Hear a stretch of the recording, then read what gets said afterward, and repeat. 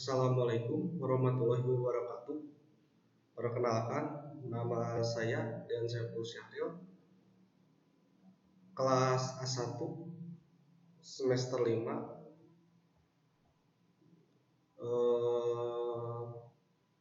Universitas Islam Nusantara. Tujuan saya membuat video ini untuk mengerjakan ujian tengah semester manajemen sumber daya manusia yang didoseni oleh Bu Yulianita Rahayu. Langsung saja kepada soal pembahasan nomor 1. Jelaskan apa yang dimaksud dengan manajemen sumber daya manusia dan bagaimana hubungannya dengan proses manajemen. Baik.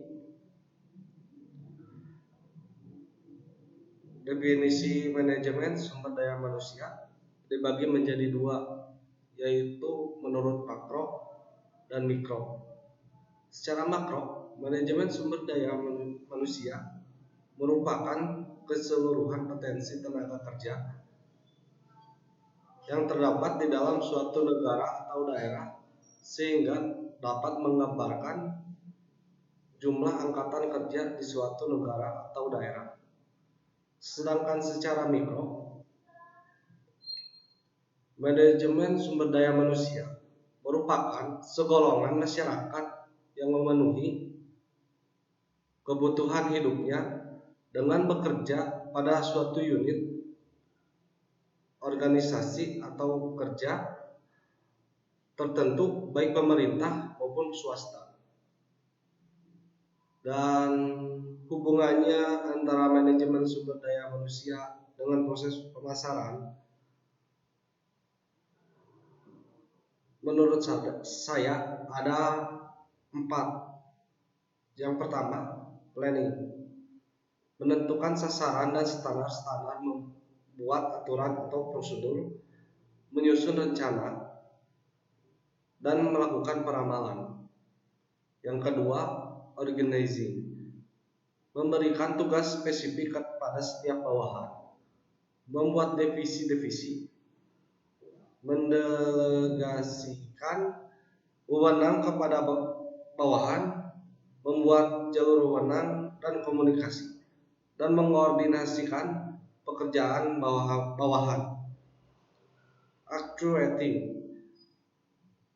Mendorong orang lain untuk menyelesaikan pekerjaan, mempertahankan semangat kerja dan memotivasi bawahan. Dan yang terakhir, controlling. Menetapkan standar seperti kuota penjualan, standar kualitas, atau tingkat produksi, memeriksa untuk melihat bagaimana prestasi yang dicapai dibandingkan dengan standar-standar ini, melakukan koreksi jika dibutuhkan. Nomor 2. Soal nomor 2, berikan contoh mengenai bagaimana konsep dan teknik manajemen sumber daya manusia dapat berguna bagi semua manajer.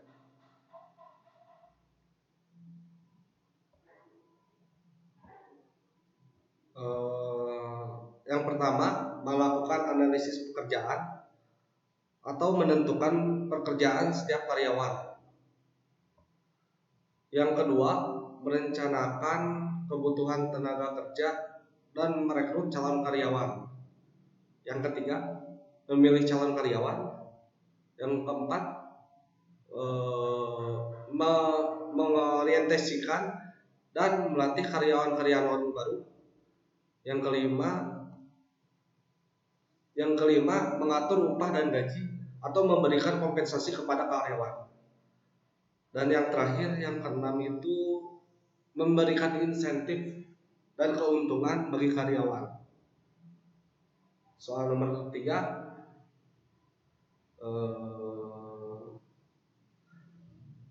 Sebutkan dan jelaskan teknik-teknik perencanaan sumber daya manusia. Teknik-teknik perencanaan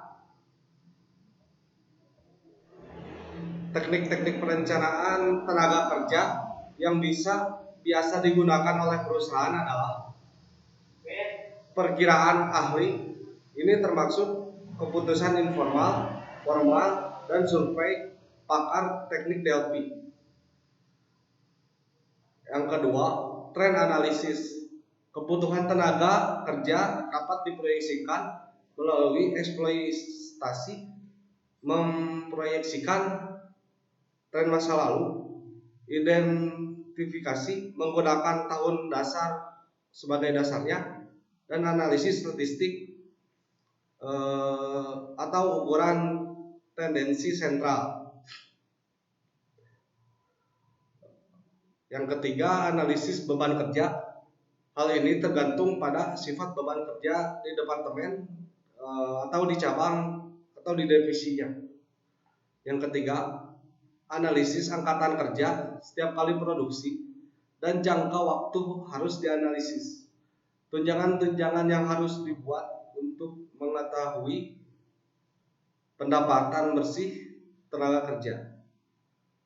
Yang keempat, metode lain bisa menggunakan beberapa model matematika dengan menggunakan bantuan komputer untuk menentukan kebutuhan tenaga kerja seperti anggaran dan analisis perencanaan atau regression atau analisis usaha baru. Yang kelima, mengembangkan kerja program. Mengembangkan kerja program setelah dilakukan pembandingan antara persediaan tenaga kerja dengan perkiraan masa depan, maka program kerja bisa dibuat dan dikembangkan sesuai kebutuhan. Hal ini mencakup prosedur rekrutmen dan seleksi serta rencana penetapan. Nomor 6, mendesain program pelatihan. Hal ini berdasarkan pada tingkat diversifikasi, rencana ekspansi, program-program pengembangan, dan sebagainya. Program pelatihan tersebut tergantung pada sejauh mana peningkatan dan kemajuan teknologi untuk mengambil tempat. Hal ini juga dilakukan untuk memperbaiki keterampilan, kemampuan, dan pengetahuan para tenaga kerja.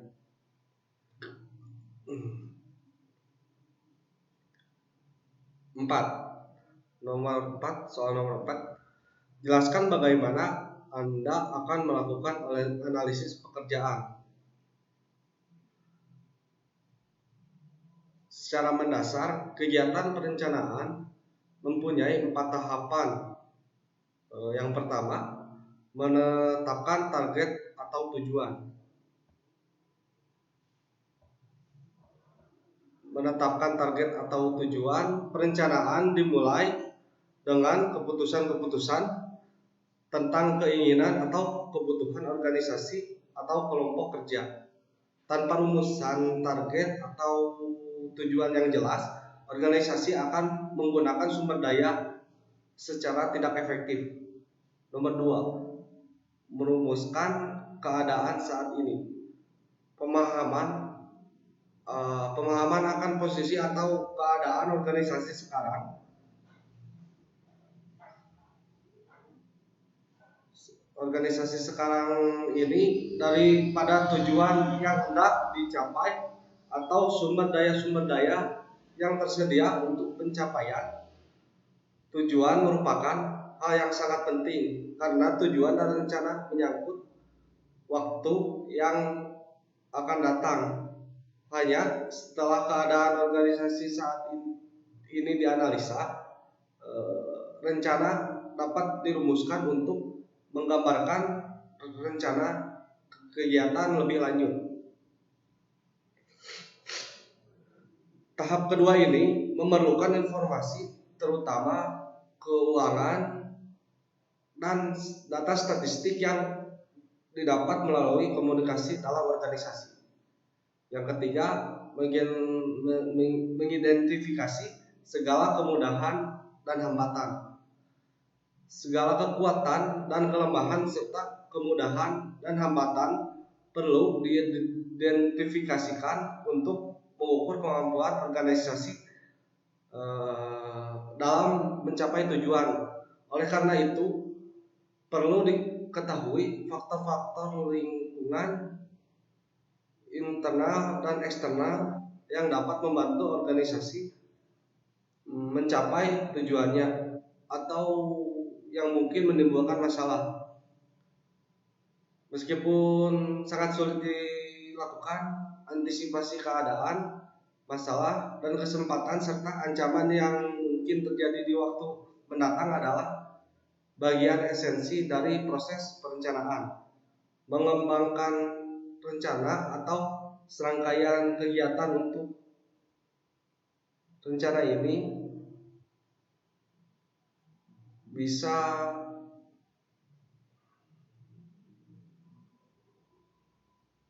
bisa dilakukan antisipasi supaya di waktu mendatang dapat terencana. Nomor 4, mengembangkan rencana atau serangkaian kegiatan untuk pencapaian tujuan. Tahap terakhir dalam proses perencanaan meliputi pengembangan berbagai alternatif kegiatan untuk pencapaian tujuan, penilaian alternatif tersebut, dan pemilihan alternatif terbaik di antara berbagai alternatif yang ada. Untuk soal nomor 5, apakah menurut Anda semua perusahaan benar-benar dapat berhasil tanpa deskripsi yang terperinci? Menurut saya tidak, karena jika tiap karyawan tidak diberi deskripsi pekerjaan yang secara mendetail, maka akan terjadi kebingungan dalam bekerja. Apabila ada deskripsi pekerjaan yang detail, maka pekerjaan akan lebih teratur dan pengelolaan tanggung jawab akan terarah sehingga perusahaan akan berhasil. Nomor 6, jelaskan secara singkat setiap langkah dalam proses rekrutmen dan seleksi. Langkah-langkah yang dapat digunakan untuk memandu proses rekrutmen. Yang pertama, penganalisis kebutuhan posisi. Perusahaan harus menentukan terlebih dahulu kebutuhan rekrutmen perusahaan atau karyawan baru. Jika karyawan lama tidak dapat segera mendapatkan bantuan, beban kerja yang meningkat akan menurunkan kinerja. Alasan lain yang mungkin untuk kebutuhan rekrutmen adalah pembukaan departemen baru atau transfer posisi.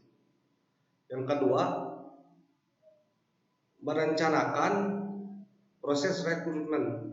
Proses rekrutmen selanjutnya adalah perusahaan menyiapkan rencana atau posisi yang dibutuhkan. Tuliskan deskripsi pekerjaan, kualifikasi, dan pengalaman yang dibutuhkan, dan menentukan di mana menetapkan iklan pekerjaan di media cetak atau online. Yang ketiga, pasang lowongan. Tim pengembangan sumber daya manusia dapat mempublikasikan pengumuman internal tentang lowongan kerja untuk mendapatkan lowongan kerja dari sumber daya manusia yang ada. Kemudian, media yang menerbitkan iklan lowongan kerja seperti media cetak atau online yang memiliki pasar pembaca sesuai dengan kebutuhan perusahaan. Yang keempat, memproses lamaran kerja dan melakukan wawancara. Dengan iklan pekerjaan yang efektif,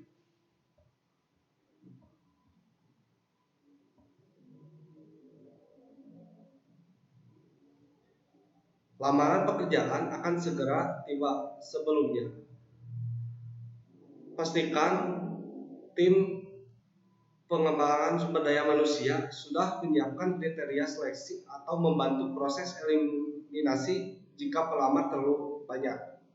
Yang kelima, pilih kandidat yang cocok dan berikan kesempatan kerja. Jika semua langkah yang tadi saya sudah bicarakan sudah selesai, maka langkah selanjutnya adalah tim HRD akan siap untuk menyeleksi kandidat yang sesuai dengan kebutuhan perusahaan. Kemudian, siapkan penawaran dan kontrak sesuai dengan jabatan-jabatannya. Lanjut nomor 7, untuk jenis pekerjaan apakah menurut Anda wawancara tidak terstruktur menjadi bentuk yang paling tepat? Wawancara tidak terstruktur juga dapat disebut sebagai wawancara informal karena sistematisnya wawancaranya tidak terpaku dalam satu pola yang sama. Contoh